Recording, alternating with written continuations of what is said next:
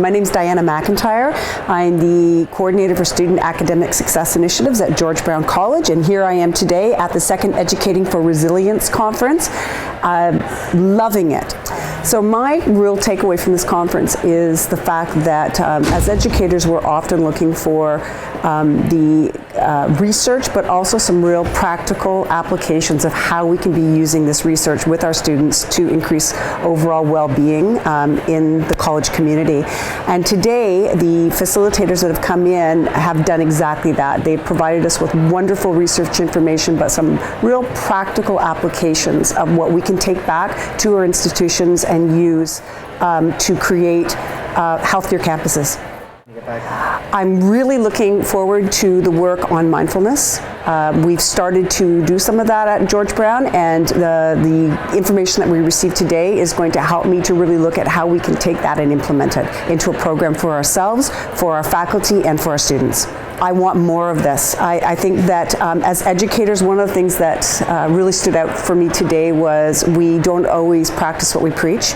And I love the fact that it had me thinking about a lot of my own practices, from everything from in terms of how we're giving feedback, looking at the strengths that our students and our staff have, and then taking that so that it's about community wellness within the college and how we're utilizing all of these things together, and I think we need a lot more of it. Thank you so much. My name is Madeline Corelli, and I'm the CEO of the Community Training and Development Center, which is a not-for-profit that is affiliated with the Kawartha Pine Ridge District School Board in Northumberland and Peterborough and Clarington. And I've brought my friends with me, and specifically I invited Helga Tilk beside me. Helga is with the County of Northumberland, the Department of Social Services, and I'll let her speak to why she wanted to come to the conference. As Madeline said, I'm the Manager for Employment and Support Services with the Ontario Works program. And we know with the clients that we deal with that motivation, recognizing where people are at and addressing those issues is probably one of the first barriers that we need to look at in the steps towards success and in future endeavors. So as this morning's first speaker said, the first element that we have to look at is developing trust. We know that is absolutely essential in removing barriers to developing further successes.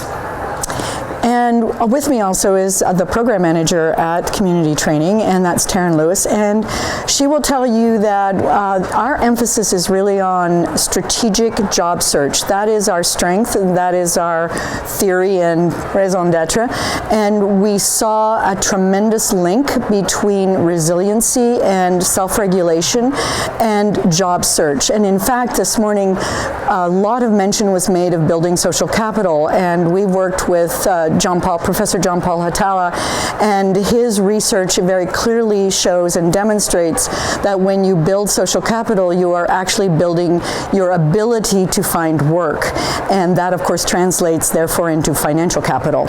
More importantly, I saw the links, the clear links between what we are learning here and how we can help our clients not only to be resilient, but to learn the strategies that are needed in order to be more employable.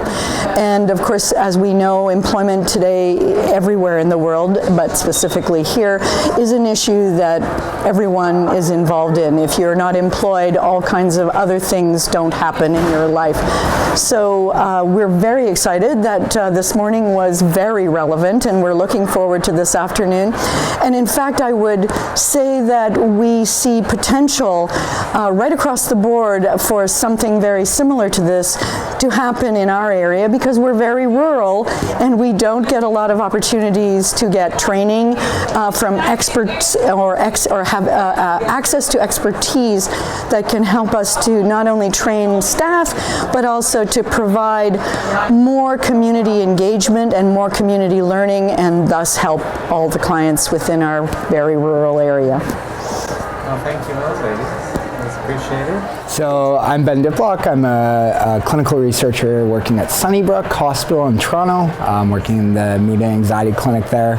We're looking at some research looking at mindfulness, whether working in the nursing population or working with brain tumor survivors. But also on the side, I'm doing a really cool community grant that's youth-led, youth-based, and we're looking at how we can incorporate mindfulness and yoga into the school system. So we're working with one of the schools in the Toronto District School Board to incorporate that and kind of massage it into the school. Yeah, I mean, it's really great coming to a program where you've got all different viewpoints, but people who all have a similar mission, which is to really improve the well-being and quality of life in the students that they serve. And I think it's great when you look at different type of tools that we can use, because students have a lot that they're doing throughout the day. And so if we can have a useful, impactful tool that we can give to them and say, hey, this will work, and we have the ability to talk to people about how they think it could best be utilized and best be implemented in the school system, that's helpful. So really being here at this conference today has allowed me to talk to people about what they think, get some new ideas flowing, and make some connections. And that's been really amazing so far, as well as kind of think of mindfulness in a bit of a different way, and incorporating the idea of resiliency, positive thinking. They're all connected, and it's nice to see that in the conference. Yeah, so I mean, I've been, for the last few years, I've been incorporating mindfulness in my own practice. And I really enjoy kind of seeing what new things I can try. I would say it's kind of necessary. It's really important and impactful that you have your own practice and that you're able to understand it at least from a basic perspective, and then be able to implement it for others. Because much like one of the presenters said, if you don't know anything about Spanish but you try to teach a class Spanish, it's not going to work out quite as well. So practice what you preach? Exactly, practice what you preach, 100%. Thanks, Jason.